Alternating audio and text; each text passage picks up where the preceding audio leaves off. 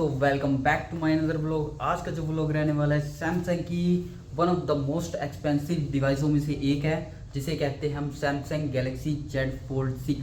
तो उसमें भी क्या है कि टोटल लॉस में कस्टमर ने पूरा फ़ोन डाल दिया है, तो मैं उसको कम्प्लीटली रिकवर करने वाला हूँ और पूरी डिटेल में वीडियो दिखाऊँगा।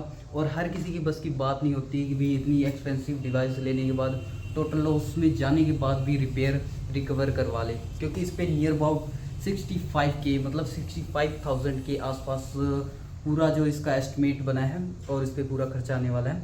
और कस्टमर भी तैयार है करवाने के लिए, क्योंकि भाई जिसने लगाया है पैसा वो तो ज़रूर ही रिकवर करवाएगा। तो मैं आपको पूरी डिटेल में वीडियो दिखाने वाला हूँ, तो लास्ट तक बने रहना।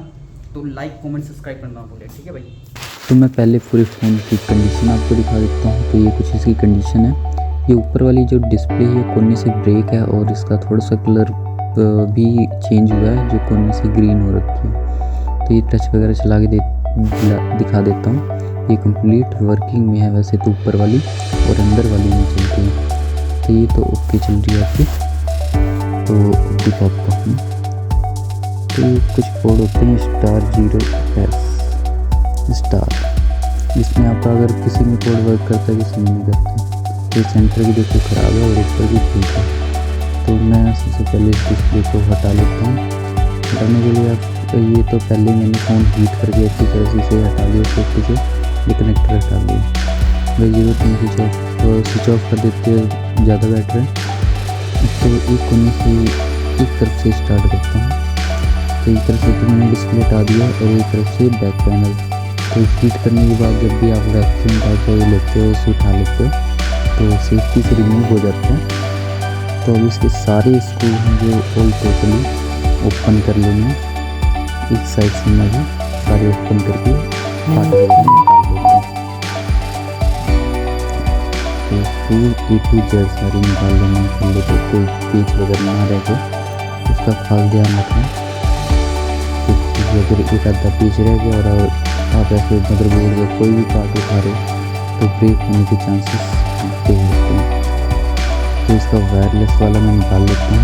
वायरलेस निकालने के बाद इसके नीचे ये सील हटा लेता हूँ, चार्जिंग को रखता हूँ। तो इससे पहले बैटरी कनेक्टर दोनों डिस्कनेक्ट कर लेंगे, उसके बाद ही कोई पत्ता हटाएंगे। तो ये सारे वन बाय वन करके कनेक्टर डिस्कनेक्ट करते जा रहा हूँ। तो टीजर की हेल्प से मैं इसकी सिमेट्री भी निकाल लेता हूँ। तो इसके सारे पार्ट जो हैं इसकी फ्रेम से अलग कर देंगे। बैटरी, सब बोर्ड, चार्जिंग बोर्ड जो भी है सब कुछ ऑल टोटल इसके फ्रेम से निकाल के नए वाले में शिफ्ट करना है, तो उसमें रख लेंगे। तो ये मैं इसका पत्ते वगैरह जो भी हैं सारे अलग करते जाता हूँ। तो देखते रहो ऐसे। तो इसका ये मदरबोर्ड आ जाता है। ये मदरबोर्ड है, कम से कम ना होते 60,000 के आसपास होगा, 60 नहीं तो 50,000 के आसपास तो होगा। ये चार्जिंग बोर्ड आ जाता है। सारे पार्ट एक करके निकाल लेंगे और सारे लॉक वगैरह का ध्यान रखना है, नहीं तो टूटने के चांसेस बने रहते हैं इसमें, तो उसका खास ध्यान रखना है। तो चार्जिंग पॉइंट निकालने के लिए इसके ऊपर स्टिकर टाइप का ब्लैक कलर का होता है, वो हटा के उसके बाद ये चार्जिंग पॉइंट निकल जाता है। काफ़ी मतलब होता है, सेफ्टी से निकालना पड़ता है। तो ये हमारे पास नई आ जाती है। नई में क्या करता हूँ कि सबसे पहले एक तरफ से स्टार्ट करता हूँ। एक तरफ पहले बैटरी लगाने के बाद इसका छोटा मदरबोर्ड लगा देता हूँ, जिसमें फ्रंट कैमरा और सिम वर्क करती है। तो ये नीचे की तरफ इसका चार्जिंग में ये आपका छोटा स्पीकर आ जाता है, नीचे का स्पीकर आ जाता है बॉटम का। तो इसकी एक तरफ की एडहेसिव टेप वगैरह आ जाती है, वो स्क्रू भी सारी इसमें नई ही लगती है। क्योंकि जाहिर सी बात है जहाँ 60-65 हज़ार रुपये की पार्ट लग रहे हैं, तो इसे स्क्रू वगैरह तो चेंज होने ही है, नए ही होंगे सारे। तो इसकी कनेक्टर वगैरह सारे अच्छी तरह से कनेक्ट कर देंगे और बैटरी में कनेक्ट कर देता हूँ एक तरफ से ऑन यूज़र में। इसकी सील लगा के कोई पेच वगैरह जो स्क्रू नए हैं एक तरफ से तो ये सारे स्क्रू भी नहीं लगा देता हूँ। तो फटाफट इसके सारे स्क्रू लगाने के बाद मैं दूसरी साइड पे आ गया। और कैमरे का भी ध्यान रखना है, इसके हाथ ना लगे। हाथ लगने से क्या होता है, कैमरे ब्लर वगैरह होने के चांस बने रहते हैं। नीचे ये बॉटम वाले पे भी मैं ऐसे इसके ऊपर पेच लगा देता हूँ। तो अब हम आ जाते हैं मेन बोर्ड की साइड। तो ये दूसरी साइड आने के बाद इसके सारे पहले हमें स्टिकर हटा लेने। स्टिकर हटाने के बाद बैटरी इसमें फिक्स कर देंगे। और ये जो आपको तांबे कलर का जैसे दिखाई दे रहा है, इससे क्या होता है कि जैसे फ़ोन की हीटिंग वगैरह जो होती है ये अब्जॉर्ब कर लेता है, थोड़ा सा डिस्ट्रीब्यूट कर देता है पूरे फ़ोन को, तो उससे फ़ोन कम हीट होता है। तो ये मदरबोर्ड और बैटरी लगा देता हूँ। उसके बाद इसके जो स्क्रू वगैरह प्रॉपर आते हैं, इसके PH वगैरह कैमरे के पास अगर जो भी डिफरेंट है तो उसकी अलग पैकिंग होती है, तो वो आ सकते हैं। तो उसको भी मदरबोर्ड को दोनों तरफ इसके अलग अलग से पेच होती हैं, दोनों लगा देते हैं। तो इसके सारे कनेक्ट करने के बाद मैं इसमें चार्जिंग वाला भी लगा लेता हूँ, चार्जिंग प्लग्स, जिससे फ़ोन पूरा चार्जिंग होता है। और उसी में ये ऊपर जो दूसरा सब बोर्ड होता है, इससे क्या होता है कि आपकी नेटवर्क की जो रेंज है वो थोड़ी इंक्रीज़ होती है। तो वो इसको लगाने के बाद इसको सीट लगा देता हूँ। सीट लगाने से पहले इसके जो नीचे के स्क्रू होते हैं वो लगा लेंगे। इसको लगाने के बाद ही सीट लगा के इसमें भी एक नेटवर्क का कनेक्शन होता है वो भी कनेक्ट कर लेंगे। इसको कनेक्ट करने के बाद इसके सारे स्क्रू लगा देंगे ऊपर सीट के। लगाने के बाद ये चार्जिंग कनेक्टर और ये सिग्नल का कनेक्टर लगा देंगे। ये सब लगाने के बाद मैं इसके बटन पे भी कनेक्टर कनेक्ट कर देता हूँ। और ये आपका वायरलेस चार्जिंग जो सपोर्ट होता है वो दिया है, तो वो भी कनेक्ट करके मैं इसके जो स्क्रू 5 में लगा देता हूँ। लगाने के बाद में बात को चला के आपको पहले पूरा कंप्लीट फिट करके ही दिखा पाऊँगा। तो स्क्रू सारे लगा लिए जितने भी मैंने निकाले थे।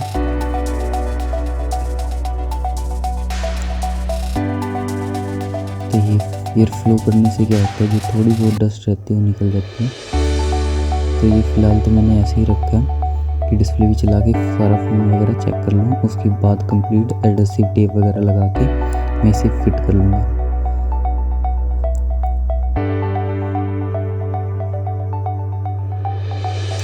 मेंटेनेंस मोड में है, तो ये सबसे बढ़िया होता है। मेंटेनेंस मोड लगा के रिपेयर कराने के लिए कहीं देना चाहिए। तो इसका कोड क्या होता है, *#0 होता है। तो इसे आप कई बार ये किसी को सपोर्ट करते हैं, किसी को नहीं सपोर्ट करते हैं। तो सैमसंग का ये कोड होता है। तो ये डालने से आप स्टेप बाय स्टेप जहाँ पे भी आप ये मतलब चेक कर सकते हो, डिस्प्ले वगैरह जो भी है, कैमरा हो गया, ये भी दिखा देते हैं, सब कुछ ब्लॉक में चेक कर सकते हो। तो कंप्लीट पैक करने के बाद मैं बंद करके चला के देख लेता हूँ। बंद करने के बाद ऊपर वाली आपकी चल जाती है, सेम कोड इसमें भी लगा। तो लगाने के बाद चला के चेक कर सकते हैं। इसमें कलर वगैरह कंट्रास्ट चेक कर लेना, स्पीकर वगैरह जो है जो स्पीकर आते हैं तो वो भी चेक कर लेना। फिर डिस्कनेक्ट कर देता हूँ। उसके बाद इसकी एडहेसिव टेप लगाता हूँ। इसमें क्या होता है, 2 तरह की टेप आती है, एक नीचे की साइड लगती है और एक साइड के फ्रेम में लगती है।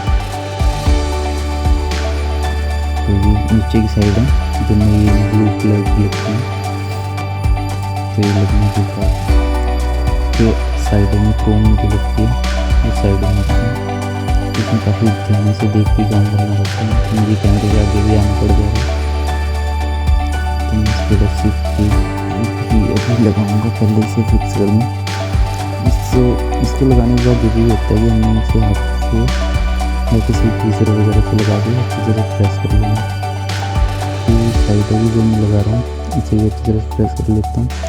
पहले तो नॉकिंग से हल्की हल्की हाथों से कर देता हूँ, उसके बाद ट्वीज़र से लेके कर दूँगा। इससे ये हो जाता है कि कंप्लीट फिक्स हो जाता है। स्टिकर उतारने पे या पन्नी हटाने पे वो उसके साथ में आती है। ये कंप्लीट लगने के बाद मैं उसकी कनेक्ट कर देता हूँ।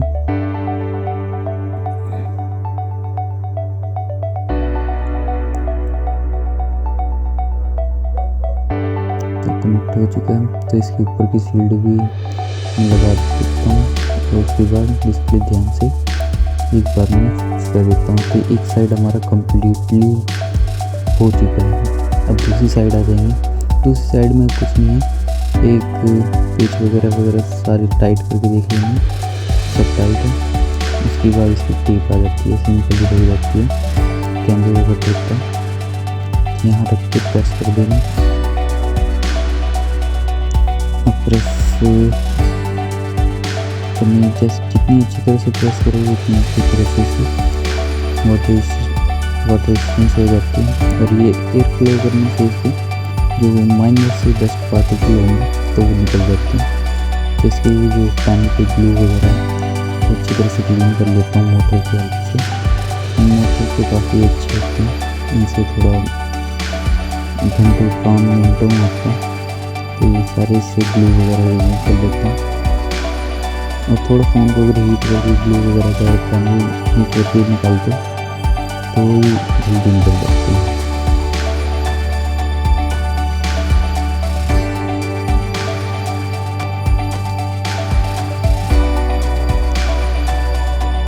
तो ये अच्छी तरह से हमें सारा क्लीन कर लेना, फ्लोर दोबारा से कर लेना कि डस्ट ना रहे, उसके बाद ही लगाना। क्योंकि इतनी महंगी डिवाइस है तो कोई भी छोटा सा भी डस्ट वो नहीं देखना चाहिए। तो हमारा कंप्लीट पैक हो चुका है। तो जैसे देख सकते हो ये फ्रंट है, सब कुछ ओके वर्क कर रहा। मैं अपने 4 से ही वीडियो बना रहा था। इसका भी डर लगा रहता है, इतना भारी फ़ोन है कहीं फ़ोन पे नहीं गिर जाए, नुकसान होने का डर लगा रहता है। तो बाकी इसमें लगाया हुआ मैंने स्टैंड में। तो कम्प्लीटली हो चुका है फ्रंट साइड एरिया, और मेन डिस्प्ले भी आपको मैंने दिखाई दी है। तो ऐसे लास्ट तक वीडियो देखा करो मेरी, और लाइक कमेंट सब्सक्राइब करना ना भूला करो, नई चीज़ें भी बताया करो। तो इसका पुराना फ्रेम आ जाता है, ये नए फ्रेम में फिट हो जाती है। तो ये हमारा कंप्लीट हो चुका है। तो thanks for watching my videos, thank you.